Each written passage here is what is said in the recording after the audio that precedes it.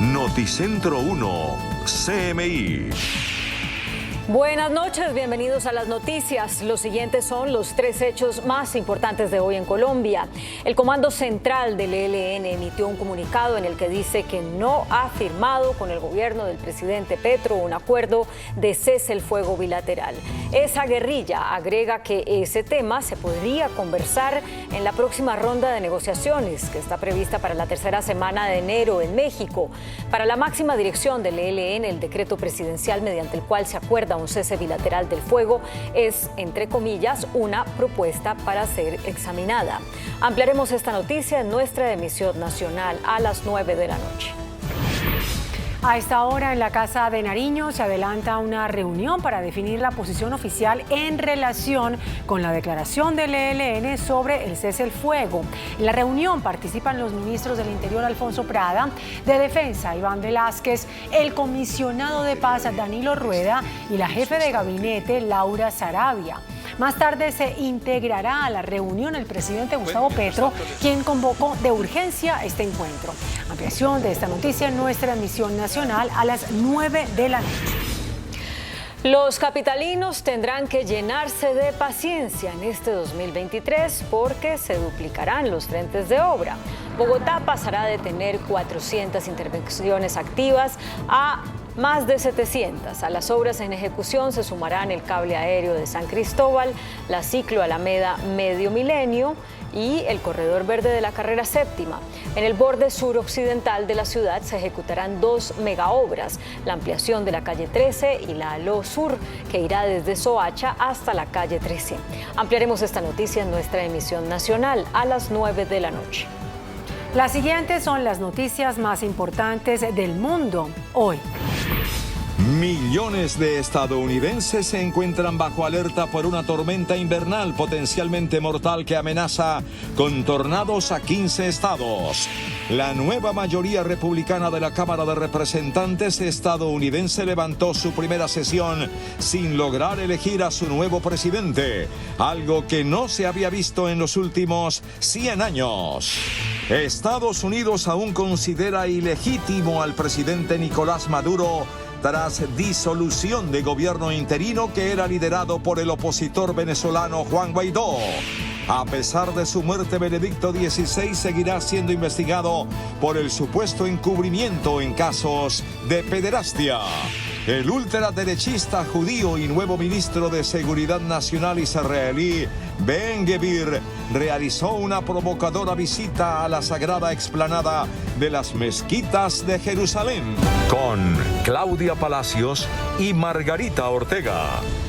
Millones de estadounidenses se encuentran bajo alerta por una tormenta invernal que amenaza con provocar tornados en al menos 15 estados. A su paso por California, esta tormenta dejó ya a cientos de miles de personas sin electricidad, además de zonas completamente inundadas. Una gran tormenta de riesgos múltiples que se extiende por todo Estados Unidos trae consigo el peligro de fuertes tornados e inundaciones en el sur y fuertes nevadas, granizo y lluvia helada en las llanuras y el medio oeste del país, lo que afectará significativamente los viajes a lo largo de la nación norteamericana. Mientras más de 3 millones de personas están bajo alerta de tornado en gran parte de Arkansas, Texas, Luisiana y Oklahoma, que son algunos de los 15 estados que han emitido una advertencia, mientras en el sur, 12 millones de personas se encuentran bajo alerta de inundaciones. De hecho, los pronósticos de mal clima van desde nevadas rápidas de 2,5 a 5 centímetros por hora, vientos huracanados de hasta 110 kilómetros por hora, mientras el hielo podrían provocar cortes de electricidad masivos y condiciones de viaje peligrosas que paralizan parte de los servicios de transporte.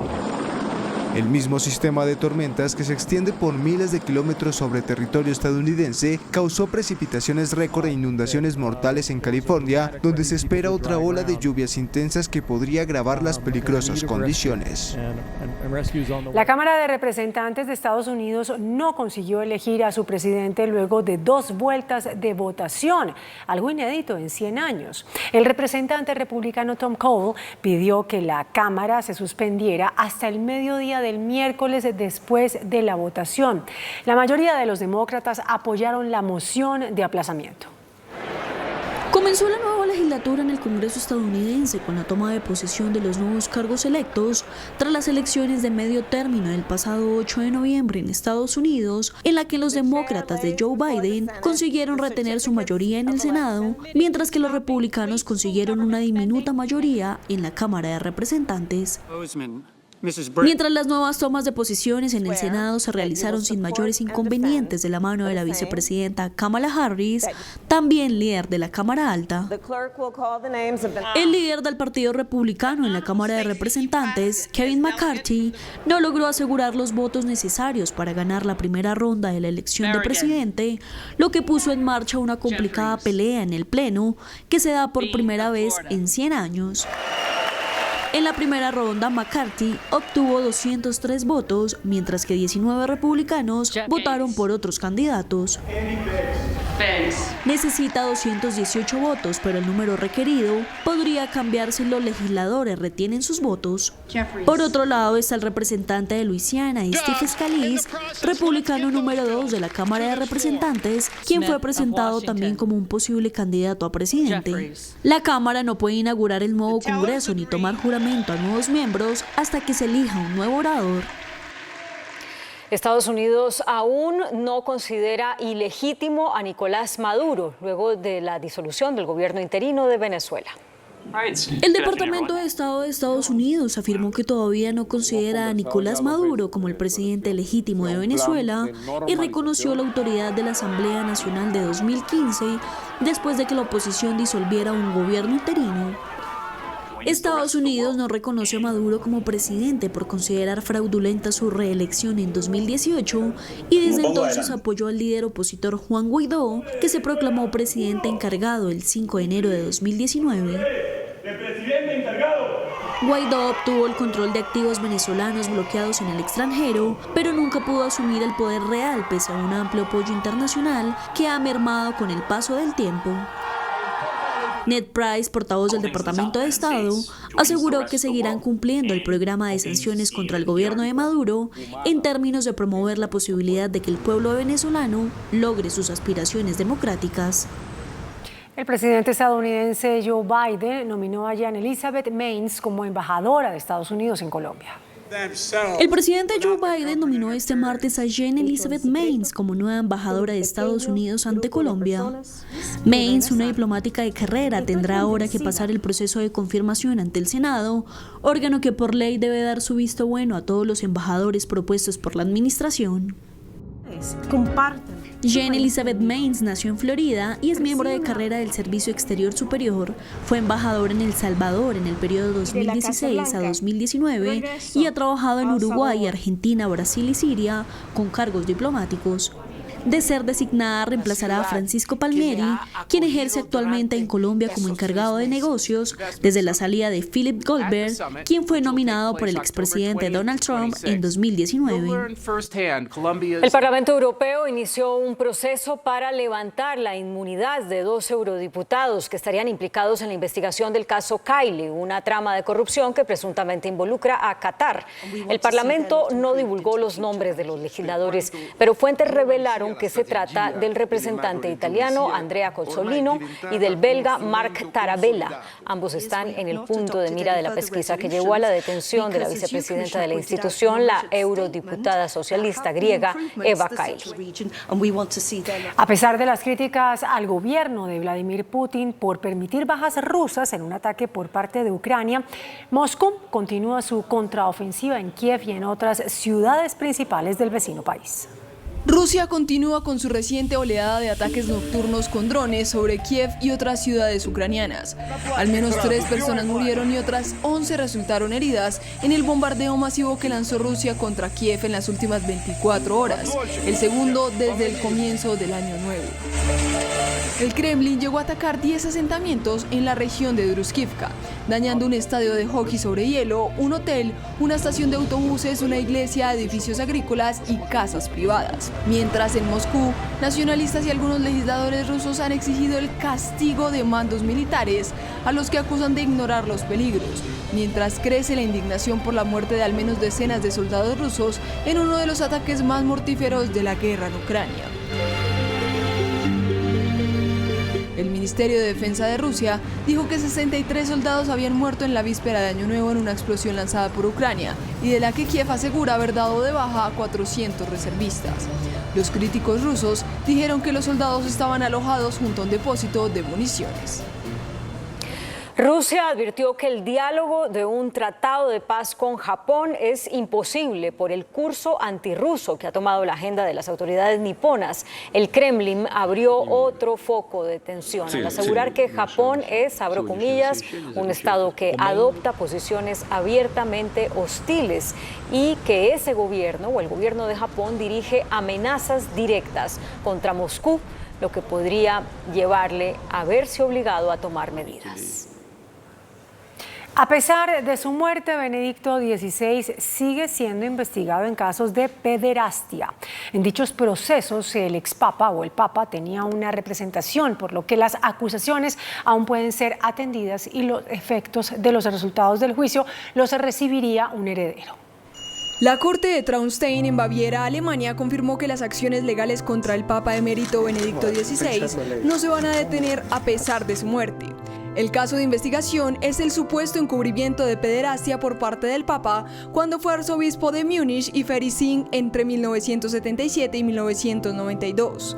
Aunque la muerte de una parte básicamente resulta en una interrupción del caso, esto no se aplica porque el fallecido tenía un representante legal, es decir, el equipo de abogados contratado por Benedicto XVI para ejercer su defensa en el caso. El difunto papa es acusado de encubrir abusos sexuales luego de que un sacerdote que se comprobó que cometió actos de pederastia mencionara a Joseph Ratzinger durante sus declaraciones sobre acusaciones de abuso. Das hat mir Benedikt XVI in seinem feinen Nummer anvertraut. Por otra parte, el secretario personal del Papa emérito, George Ganswein, escribió un libro con el que pretende contar la verdad sobre las flagrantes calumnias, maniobras oscuras, misterios y escándalos que mancharon la reputación del pontífice más conocido por su histórica renuncia. Miles de personas continúan visitando la capilla ardiente de Benedicto XVI. Sus restos mortales permanecerán en la Basílica de San Pedro hasta el 5 de enero, cuando será el funeral por su eterno descanso. La capilla ardiente del Papa emérito Benedicto XVI, fallecido el pasado sábado, abrió este martes por segundo día después de que este lunes pudieran dar su último adiós al pontífice 65.000 personas. Desde primeras horas de la mañana, miles de fieles esperaban a las puertas de la Plaza de San Pedro para poder entrar en la Basílica Vaticana para despedir a Joseph Ratzinger, que en 2013 fue el primer pontífice en renunciar en los últimos 6 siglos. El último día de la capilla ardiente será este miércoles, mientras que Francisco celebrará la audiencia general en la cercana aula Pablo VI, ya que no se ha cancelado ninguna de las actividades del pontífice argentino.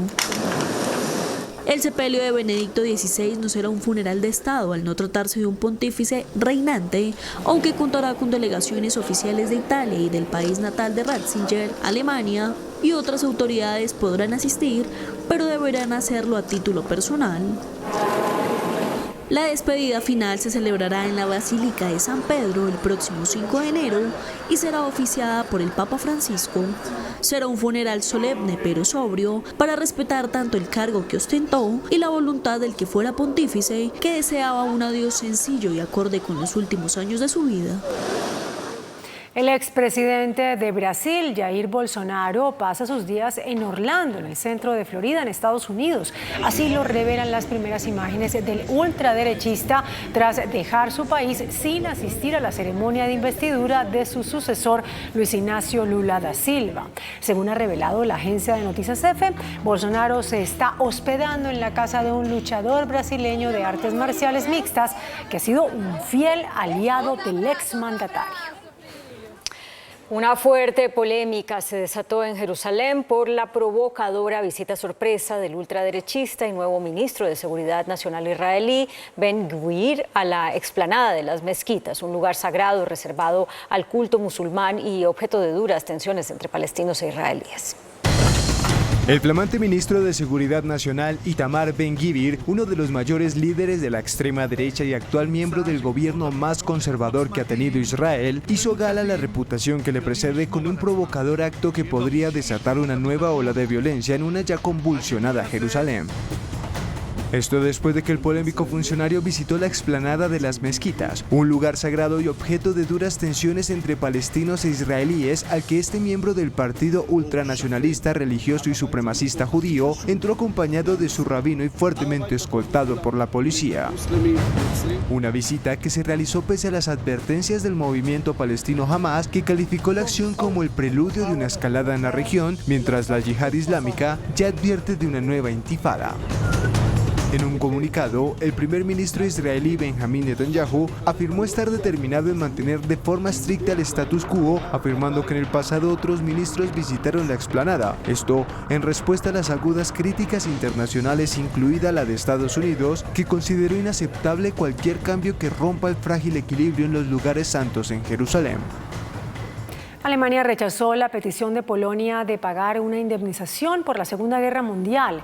Polonia estimó que las pérdidas ascienden a cerca de 1.3 billones de euros y después envió una nota diplomática formal a Berlín para pedir una compensación. Alemania sostiene que Polonia renunció a las reparaciones de guerra en 1953 y que confirmó esta postura en varias ocasiones.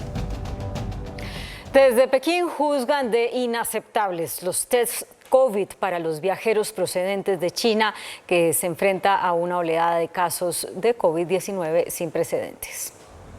Pasan las horas y en China continúa la saturación del sistema médico tras el rebrote de los casos de COVID-19 desde el levantamiento de las medidas de su política cero COVID el mes pasado, lo que ha encendido las alarmas incluso fuera del territorio chino.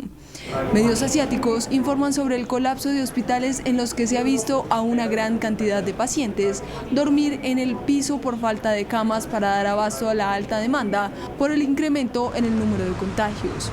Asimismo, los centros de cremación están saturados en varias ciudades importantes del país, como su capital, Beijing o Shanghái. Una abrumadora mayoría de países de la Unión Europea se pronunció a favor de realizar sistemáticamente pruebas de COVID a los viajeros procedentes de China antes de que salgan hacia Europa. Por su parte, desde Pekín consideran inaceptable que no acepten a sus viajeros.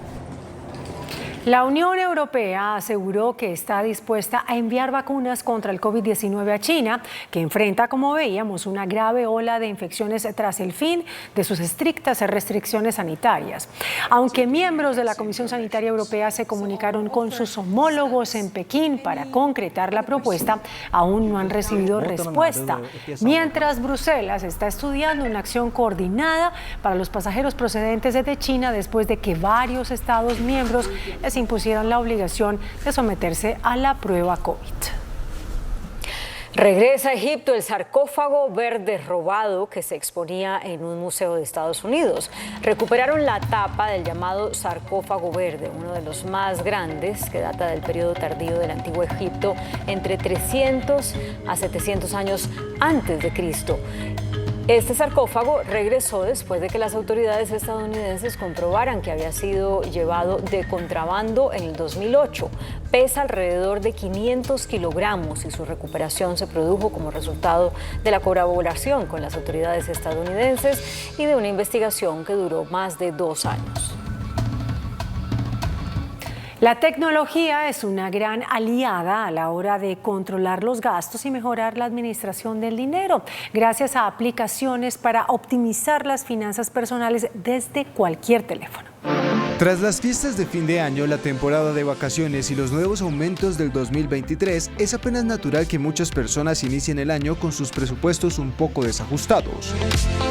En este caso, la tecnología puede ser una gran aliada a la hora de controlar gastos y algunas de las aplicaciones financieras que podemos encontrar en la tienda App Gallery resultan de gran ayuda para ahorrar dinero y optimizar las finanzas personales. Fast Budget, por ejemplo, es perfecta para quienes buscan ser cuidadosos con los gastos del día a día, identificando cuáles son los gastos fijos para así determinar su costo, categorizarlo y sustraerlo del presupuesto total del usuario, que también podrá saber cuánto dinero le queda para utilizar para otros fines. Mientras podrá entender de forma muy visual y práctica en qué se está gastando los ingresos, organizar un objetivo de ahorro y limitar los gastos para poder cumplir este objetivo. La aplicación también presenta los datos en forma de lista numérica con iconos para cada gasto y complementa con gráficos circulares para saber en qué categoría se está dirigiendo la mayor parte del presupuesto. Noticias. Noticentro 1, CMI. Comando Central del ELN desmiente al presidente Petro y asegura que no hay acuerdo bilateral de cese el fuego. Dejan la puerta abierta para discutir el tema en el próximo ciclo de conversaciones en México. Estado Mayor Central de las FARC anuncia que dio orden a todas sus estructuras de cesar hostilidades contra la fuerza pública. Campesinos de Catatumbo piden ser garantes en el proceso de verificación de cese el fuego. Dirigentes políticos critican al presidente por anuncio de cese el fuego que desmintió el ELN. Es improvisación que crea zozobra, dicen. Procuraduría cuestiona al gobierno por el manejo de recursos del posconflicto. Una diplomática de carrera, Elizabeth Maines, es nominada por el presidente Biden como embajadora de Estados Unidos en Colombia. Amplían hasta el 30 de junio prohibición del parrillero en moto en Bogotá. Prepárese para más trancones. Este año se duplicarán las obras en Bogotá. Tendrá más de 700 frentes de trabajos activos. A paro nacional convocaría el gremio de taxistas para el próximo 24 de enero por alzas en precios de los combustibles. Se disparan las incapacidades médicas en el país. Más de 1 millón expidió la EPS más grande en el último año. Piratas informáticos atacan sistema de adjudicación del plan de alimentación escolar en Cali y afectan a miles de niños.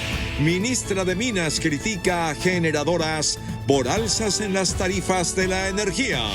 Superintendencia de Servicios Públicos abre primera investigación por alzas injustificadas en los precios de la energía en bolsa. Con Claudia Palacios y Margarita Ortega.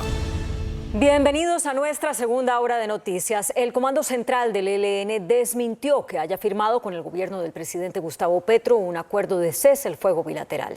La guerrilla insiste en que este tema se podría conversar en la próxima ronda de negociaciones que está prevista para la tercera semana de enero en México. Según la máxima dirección del ELN, el decreto presidencial mediante el cual se acuerda un cese bilateral del fuego es por ahora una propuesta para ser examinada. La delegación de diálogos del ELN no ha discutido con el gobierno de Gustavo Petro ninguna propuesta de cese del fuego bilateral. Por tanto, aún no existe un acuerdo en esa materia. Sin embargo, dejan abierta la puerta para negociar un posible acuerdo de cese bilateral del fuego. En el siguiente ciclo pactado a realizarse en México, está acordado culminar el ajuste de la agenda. Una vez concluyamos lo que está previsto, estamos en disposición de discutir la propuesta de cese del fuego bilateral para examinar los términos que hagan posible un acuerdo. Entendemos el decreto del gobierno como una propuesta para ser examinada en el siguiente ciclo. Por su parte, el jefe de la delegación del gobierno, Oti Patiño, dijo a través de un comunicado que la intención del presidente Gustavo Petro al declarar un cese bilateral del fuego es la de abreviar los tiempos de la negociación armada y estimular al máximo los espacios de la negociación política. Esta propuesta de cese al fuego es el primer paso para un nuevo entendimiento y un nuevo futuro. Celebro entonces la decisión del ELN de examinar los términos que hagan posible un acuerdo de cese al fuego en el próximo ciclo de diálogos. A esta hora en la Casa de Nariño se adelanta una reunión de urgencia convocada por el presidente Gustavo Petro para analizar el comunicado del cese del fuego con el ELN. Gerardo Aristizábal, buenas noches. ¿Quiénes participan en la reunión?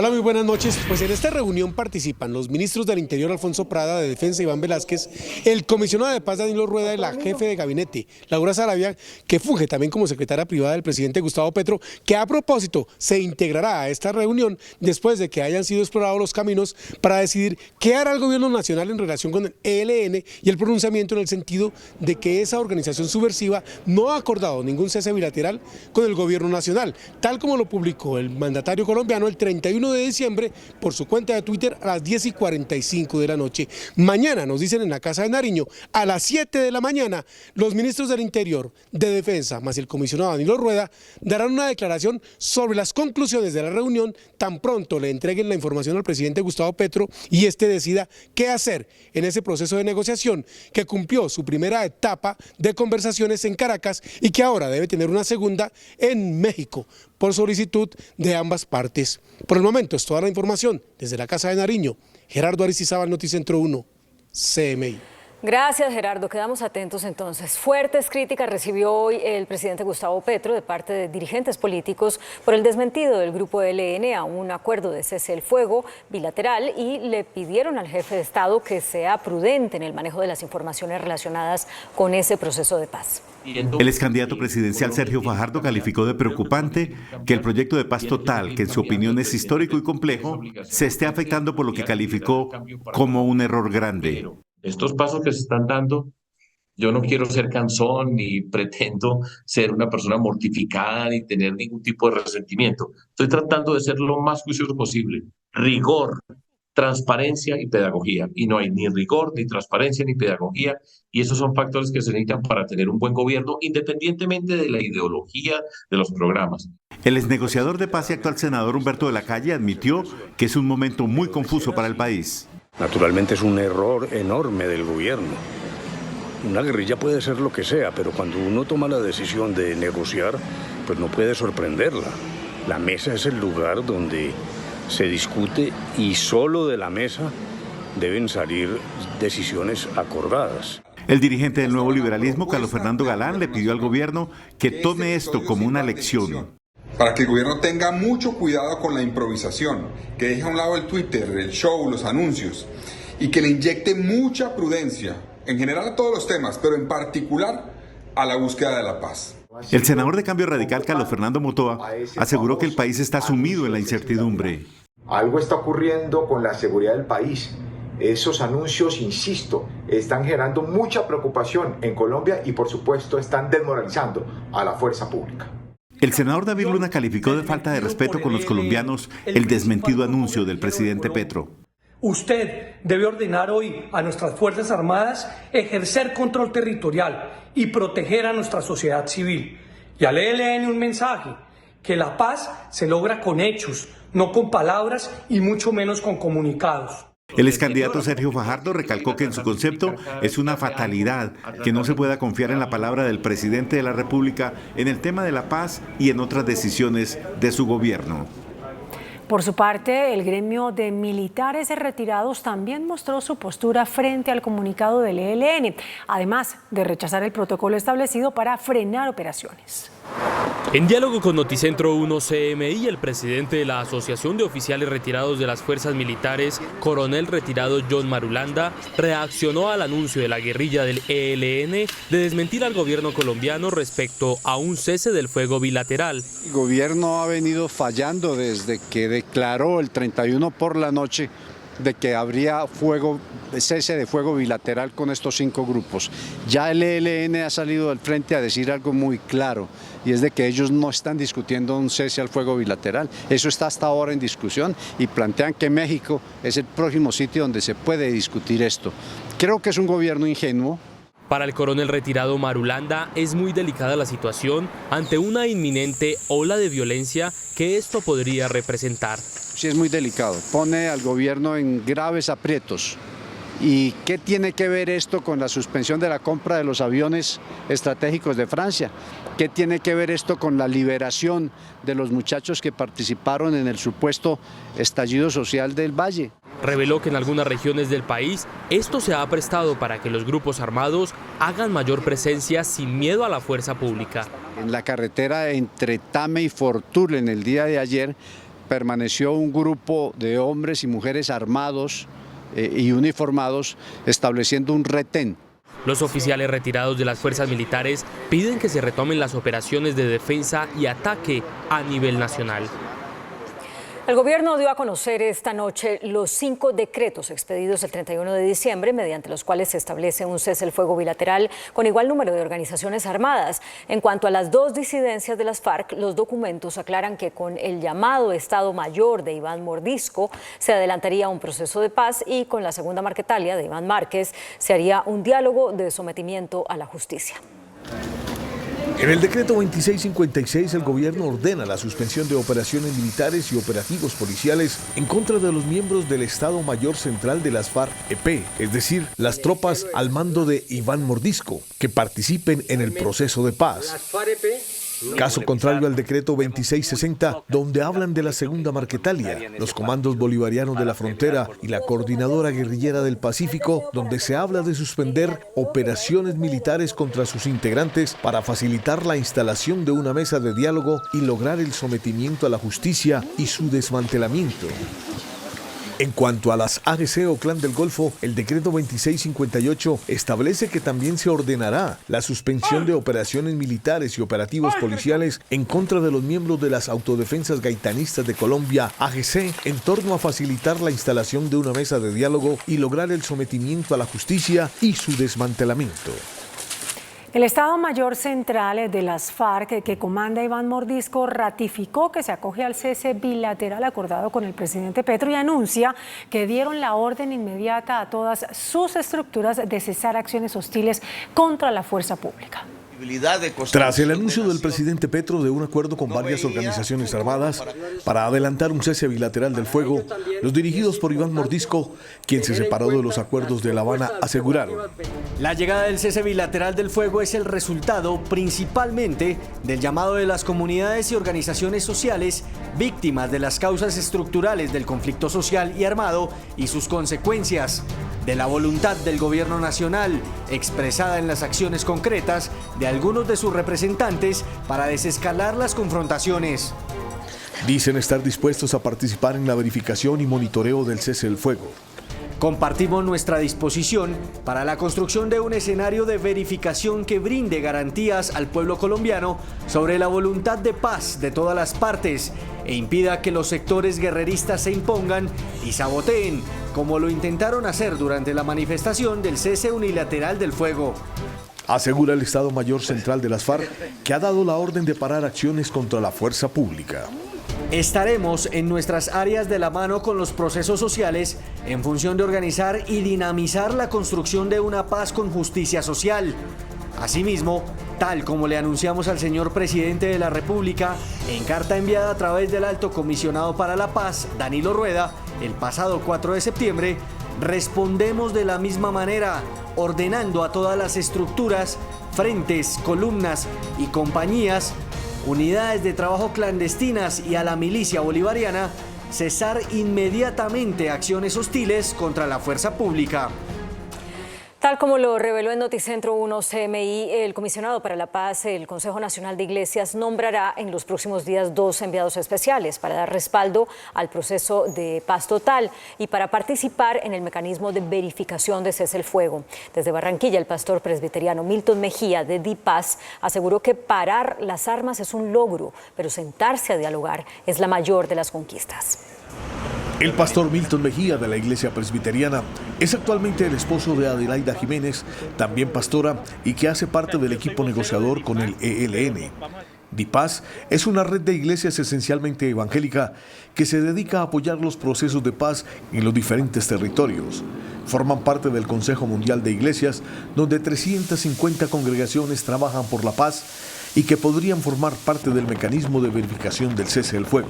Detener las armas, dejar de que las armas funcionen es un logro ya, pero el mayor logro es que estos grupos se sienten a dialogar con el gobierno, entre ellos mismos, para que a partir del diálogo haya acuerdos que disminuyan el sufrimiento de las personas, de las comunidades. Son un actor que se declara neutral y que también participaron en el proceso de paz de La Habana. El trabajo de DiPaz en los territorios es a partir de la presencia de nuestras iglesias. En todos estos territorios hay iglesias nuestras que sufren el conflicto, pero que trabajan por la paz. DiPaz a partir de sus líderes en Colombia, pastores, pastoras, pero también con acompañamiento internacional de líderes de iglesias, del Consejo Mundial de Iglesias, ¿no? Estaría presente generando confianza, siendo testigos y garantizando que los acuerdos que se hagan perduren y produzcan frutos de paz. Desde el Pacífico nariñense, la Iglesia Católica también se pronunció.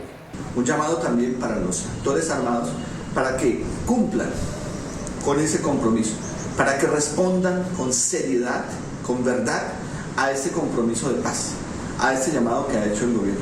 Y a toda la institucionalidad, a todas las organizaciones, a todas las comunidades, para que velemos para que este cese bilateral pueda llegar a feliz término. Para la Iglesia, todos los esfuerzos que se hagan desde todos los sectores para construir la paz son bienvenidos.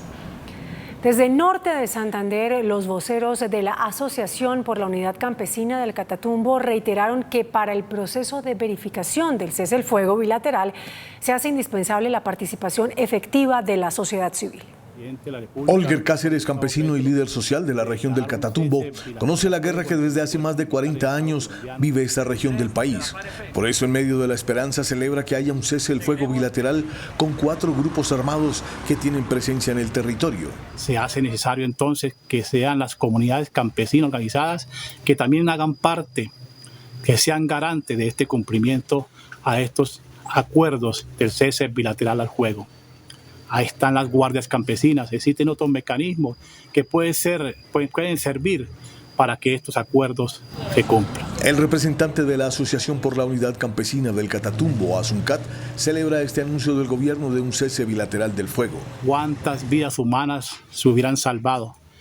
¿Cuánta tristeza, cuánto desplazamiento, cuántos asesinatos no hubiéramos evitado si en años anteriores los gobiernos hubieran tenido la voluntad política de declarar, de buscar realmente la paz total, pero prefirieron la guerra? Desde la región del Catatumbo piden que haya un cese multilateral para frenar la guerra. En la reciente historia del Catatumbo ha habido confrontación armada entre las mismas insurgencias. Por eso, para que este cese al fuego sea real, se necesita un cese multilateral al fuego entre las fuerzas militares del Estado colombiano y las mismas insurgencias. Por primera vez, las organizaciones sociales participarán en este mecanismo de verificación y monitoreo del cese el fuego bilateral. José Taicus Pascal, indígena de la comunidad Aguá en Nariño, se convirtió en el primer líder social asesinado en el 2023, según reportó Indepaz. La comunidad Aguá en el departamento de Nariño sigue siendo la más golpeada por la violencia contra sus integrantes. Hombres armados llegaron hasta el resguardo indígena Alto Albí, en zona rural de Tumaco, y dispararon contra el líder indígena José Taicus Pascal. Con José Taicus Pascal es el primer líder de defensor de derechos humanos asesinado en el 2023. Según voceros de la zona, los indígenas se encontraban en una reunión familiar hasta donde llegaron los hombres armados y dispararon contra José, de 16 años de edad, líder juvenil y miembro de la Guardia Indígena del resguardo Alto Peñaliza. En los hechos también resultó gravemente herido Javier Taicus, primo del joven asesinado y quien también es miembro de la Guardia Indígena. La Procuraduría le hizo un llamado de atención al gobierno por la falta de ejecución de proyectos y obras destinadas para las comunidades priorizadas en el acuerdo de paz con las FARC.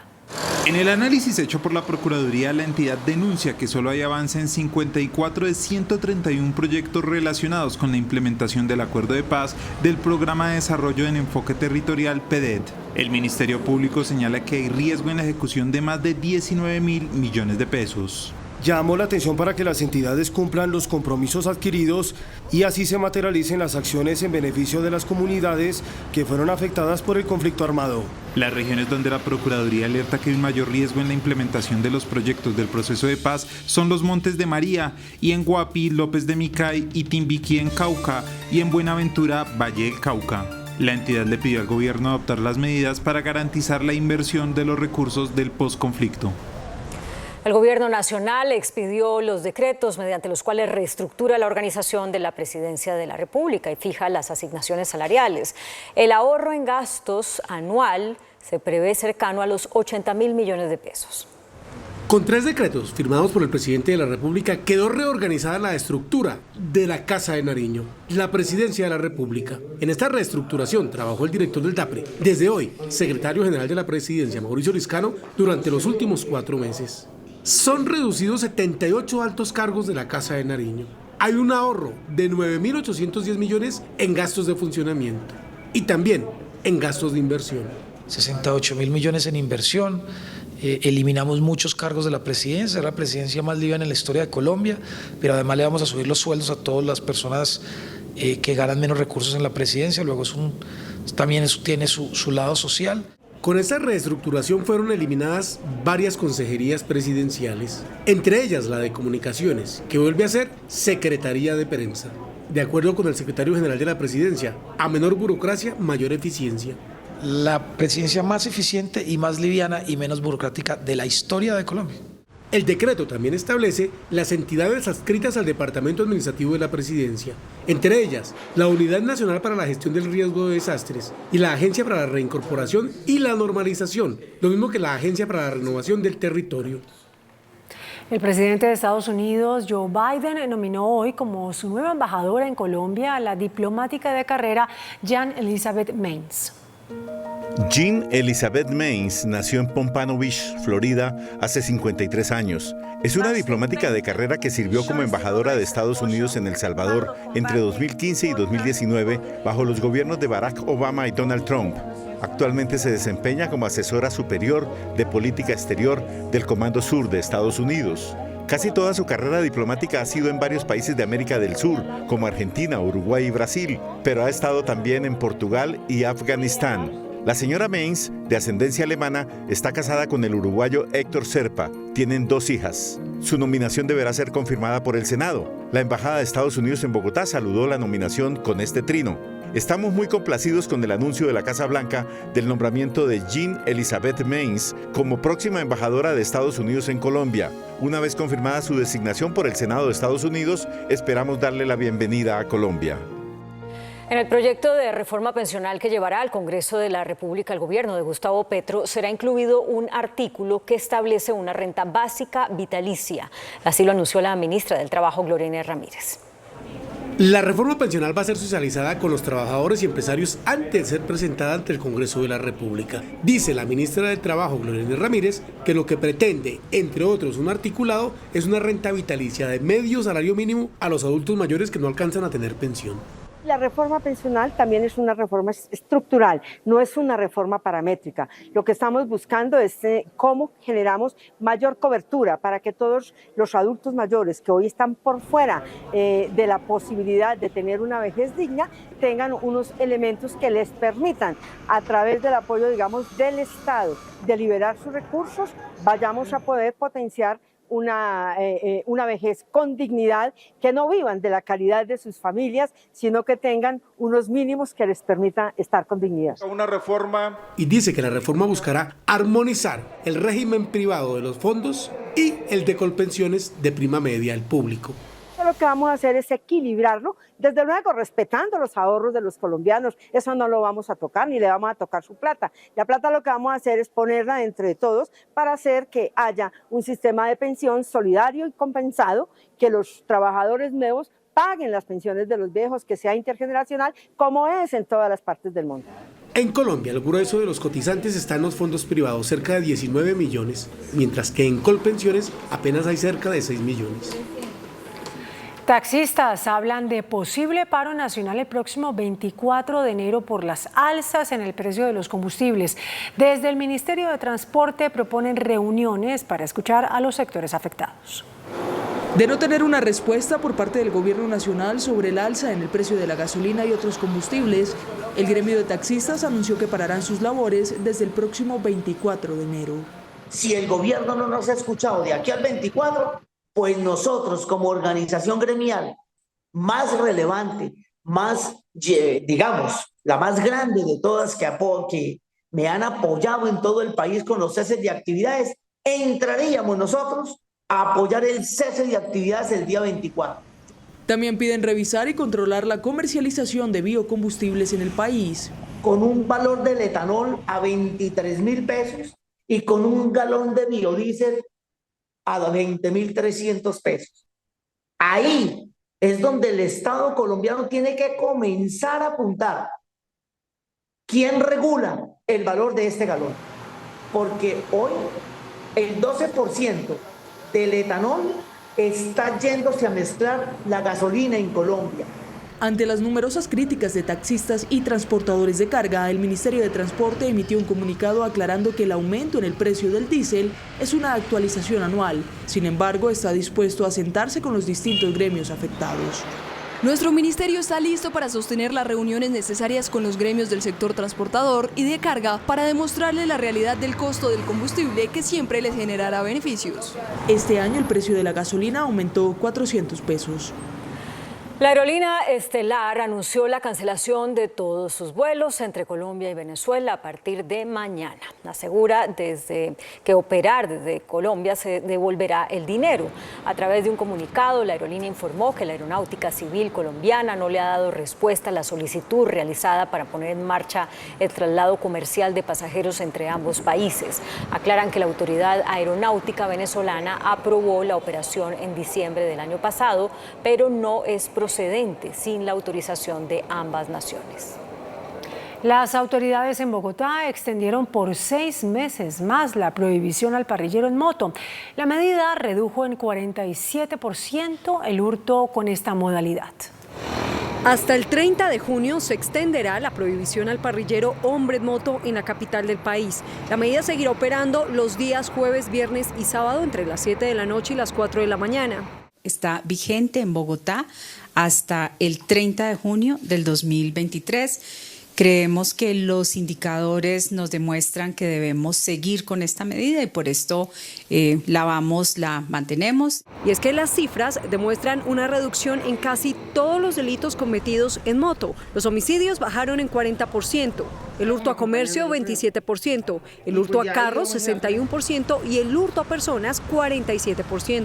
Es un conjunto de acciones que han mostrado beneficios, han facilitado la labor de control de la policía también en la ciudad y es una medida de corresponsabilidad en donde en materia de seguridad y convivencia todos ponemos. El anuncio lo hizo la alcaldesa encargada al término de un consejo de seguridad, en el que además ofreció una recompensa de 20 millones de pesos para esclarecer el homicidio de un joven de 29 años en Transmilenio. En 2023 se duplicarán prácticamente los frentes de obra en Bogotá. Habrá más de 700 frentes activos. ¿Cuáles serán las intervenciones más grandes en ejecución? Vamos a verlo. Los capitalinos tendrán que llenarse de paciencia en el 2023 porque se duplicarán los frentes de obra. Serán más de 700 intervenciones activas. Va a ser un año de mayor inversión, porque ya casi todos los temas que teníamos pendientes con redes de servicios públicos, con planes de manejo de tráfico, fueron atendidos y resueltos. Arrancaremos ya con una inversión mayor en el 2023. A las obras en ejecución se les sumará el cable aéreo en San Cristóbal. Se contratará en marzo, tendrá 2.8 kilómetros de longitud, 3 estaciones e irá desde el portal de Transmilenio del 20 de julio hasta el barrio Altamira. Se contratará a comienzos del 2023, será 9.7 kilómetros, estará lista en el 2025, irá desde la avenida Boyacá hasta la calle 24. Se abrirá la licitación en febrero por 2.5 billones de pesos, se construirá en 5 tramos y estará lista en 4 años. Estamos escuchando la voz de la ciudadanía, la participación para mejorar nuestro proyecto. En el borde suroccidental de la ciudad se ejecutarán 3 megaobras. La obra inicia en el primer trimestre. El proyecto contempla 7 puentes. Uno de ellos eleva la avenida Bozo y permite la conexión hacia los 4 puntos cardinales de la ciudad.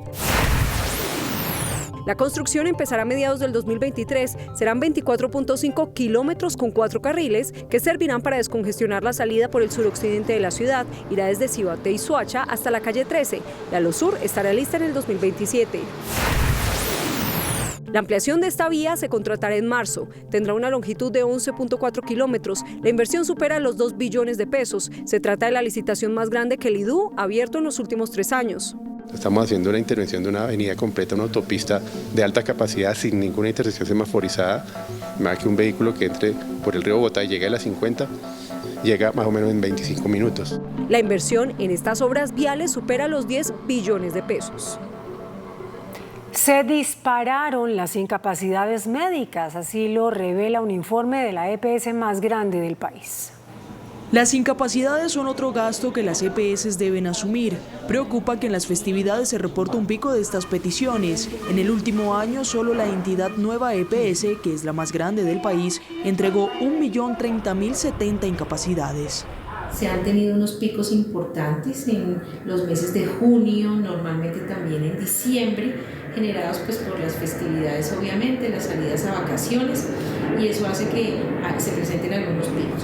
También hay algunos temas climáticos, ambientales que afectan la expedición de incapacidades. Las principales razones por las que las personas se incapacitaron fueron enfermedades comunes, 90%, accidentes de tránsito, 5%, licencias, 3%, origen laboral, 2%.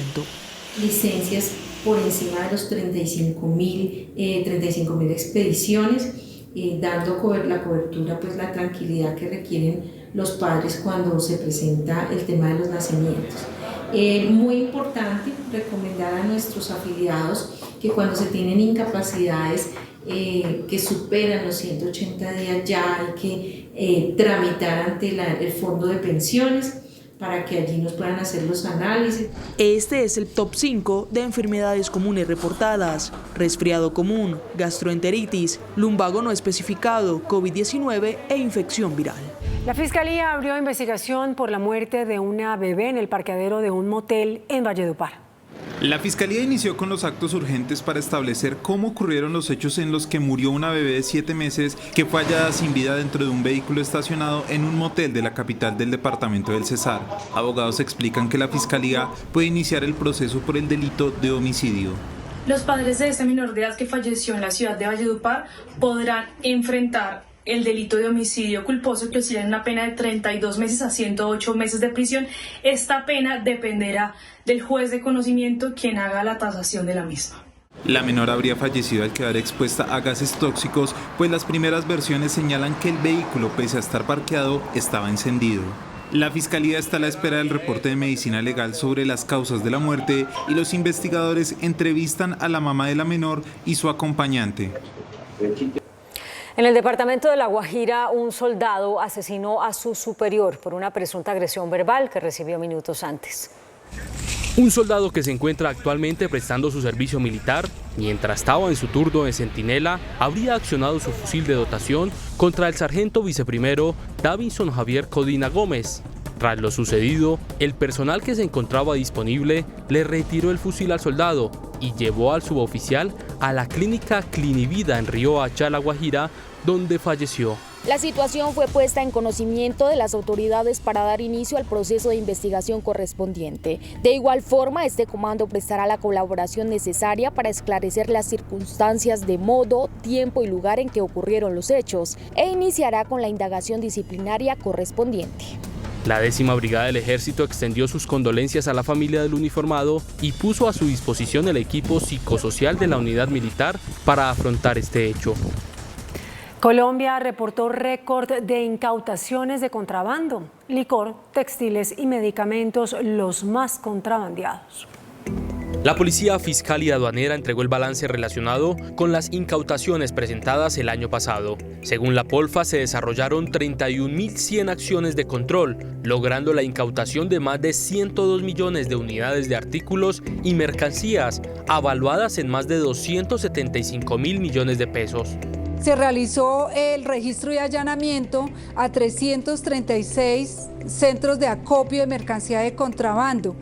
Los sectores con mayor afectación y aprehensiones, entre ellos están el sector de las confecciones con un 41%, calzado con un 12%, cigarrillos con un 6% y los automotores y químicos con un 5%. Se hizo intervención a 111 contenedores con más de 9 millones de unidades de mercancías. También se confirmó que se hicieron 10 operaciones de extinción de dominio, logrando la medida cautelar de embargo y secuestro a 242 bienes avaluados en 143.000 millones de pesos. Retrasos y cancelaciones de vuelos se vivieron en el aeropuerto Laya Herrera de Medellín por condiciones adversas en el clima. Cerca de 24 vuelos fueron cancelados y 35 reportaron demoras en el aeropuerto Olaya Herrera de Medellín. Las condiciones climáticas fueron adversas y obligaron al cierre de la terminal aérea por 4 horas. Muy mal. Llegamos desde las 7 de la mañana, el vuelo estaba para las 10:35, pero no hubo forma porque el cielo muy oscuro, ¿cierto? Y cuando llegué estaba lloviendo. La gerencia del aeropuerto local confirmó que las cancelaciones fueron desde y hacia Bogotá, Cali, Ibagué, Pereira y Quibdó, y las demoras hacia destinos turísticos como Tolú, Bahía Solano, Capurganá, Yopal y Montería. Esa es una afectación bastante importante para un día como hoy, en donde el aeropuerto está por la semana de vacaciones y vísperas de puente en uno de los días pico. Si las condiciones climáticas lo permiten, mañana las aerolíneas esperan normalizar el servicio. La contratación del programa de alimentación escolar en Cali está en veremos, pues la página en la que se llevaba a cabo el proceso fue hackeada. Un ataque cibernético a la página de Colombia Compra Eficiente el pasado 31 de diciembre canceló el proceso de contratación del operador que se encargaría del programa de alimentación escolar para 160.000 alumnos de 92 colegios oficiales en Cali.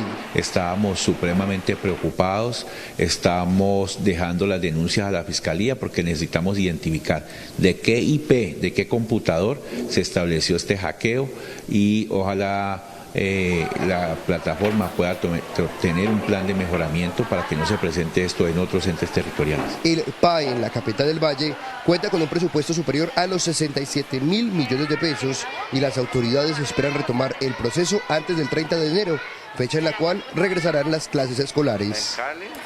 Son materia de investigación las causas del incendio que terminó con la quema de 5 busetas de servicio público en Tuluá, en el Valle del Cauca. Estos son los 5 buses de transporte urbano de la empresa La Esperanza que terminaron incendiados en un parqueadero sobre el corregimiento de Nariño, zona rural de Tuluá, centro del Valle del Cauca. Cuando hacemos la consulta con el cuerpo de bomberos, lo primero que nos informan es que en la zona donde se presentó el incendio no se encontró ningún tipo de elementos que diera indicio para que se dijera que estos vehículos fueron incendiados por manos criminales. Casi todo de pronto puede apuntar a que se haya presentado un cortocircuito durante el tiempo de estadía del vehículo. Las directivas indagan con las directivas de la compañía y los conductores para establecer si han recibido extorsiones por parte de grupos delincuenciales e informaron que el servicio no ha sido suspendido. Millones de estadounidenses se encuentran bajo alerta por una nueva tormenta invernal. La Cámara de Representantes de Estados Unidos no consigue elegir presidente tras varias votaciones, algo no visto en 100 años. Y el Vaticano sigue recibiendo miles de fieles de Benedicto XVI. Las noticias del mundo en Noticentro 1, CMI. Más de 35 millones de personas están en alerta por la amenaza de tornados e inundaciones. En el sureste de Luisiana, el sur de Mississippi y Alabama están en alerta 3 de un máximo de 5. El Servicio Meteorológico Nacional de Estados Unidos informó que la tormenta llevará fuertes nevadas, hielo, fuertes tormentas eléctricas y lluvias desde el próximo miércoles hasta la próxima semana. Luego de 3 votaciones fallidas en las que Kevin McCarthy no logró alcanzar la mayoría de votos para el cargo de presidente de la Cámara Baja, el representante republicano Tom Cole pidió que se suspendiera hasta el mediodía del miércoles. La mayoría de los demócratas apoyaron la moción de aplazamiento, por lo que la Cámara permanece aplazada. La capilla ardiente del Papa Emérito Benedicto XVI abrió este martes por segundo día, después de que este lunes pudieran dar su último adiós al pontífice 65.000 personas. La despedida final se celebrará en la Basílica de San Pedro el próximo 5 de enero y será oficiada por el Papa Francisco. La Superintendencia de Servicios Públicos inició una investigación a Enel Colombia por los altos precios de la energía ofertados en bolsa. Después de las denuncias se inician las primeras investigaciones por los altos precios de la energía en el país. La Superintendencia de Servicios Públicos Domiciliarios de esta manera abrió pliego de cargos en contra de la empresa Enel Colombia por presuntamente desconocer el real costo de oportunidad o valor del agua de los embalses en el que incurrió para generar su energía ofertada al mercado. Para el ente de vigilancia, dicho comportamiento distorsionó precisamente el mercado de energía eléctrica al afectar el precio de bolsa en el país y por ende las tarifas de energía. La Superintendencia de Servicios Públicos estableció que el comportamiento irregular correspondió a la planta hidroeléctrica de Betania, ubicada en el departamento del Huila, planta de Enel Colombia, que durante varios días, pese a que estaba vertiendo agua, tenía un precio de oferta de energía cercano a los 900 pesos por kilovatio, comportamiento que no obedeció a las normas establecidas. La ministra de Minas, Irene Vélez, cuestionó a las generadoras por el alza en las tarifas de energía. La ministra dijo en Puerto Colombia Atlántico que con la Superintendencia de Servicios Públicos se está combinando a las empresas generadoras para que expliquen el aumento exagerado del precio de la energía en bolsa. En algunos casos, por ejemplo, las generadoras estaban explicando la subida de esas tarifas dada la reducción de las lluvias, pese a que el nivel de los embalses seguía alto. Reconoció las alzas de las generadoras que resultan incorrectas en el control de la inflación. Con la Superservicios estamos trabajando en la revisión de ese comportamiento que consideramos atípico respecto a la situación de la definición de las tarifas del precio en bolsa, se llama eso. La ministra dio apertura en Puerto Colombia a la Feria de la Equidad Energética, programa en el que el gobierno subsidia con 850.000 pesos a hogares de los estratos 1 y 2 para que cambien las neveras y generar un menor consumo.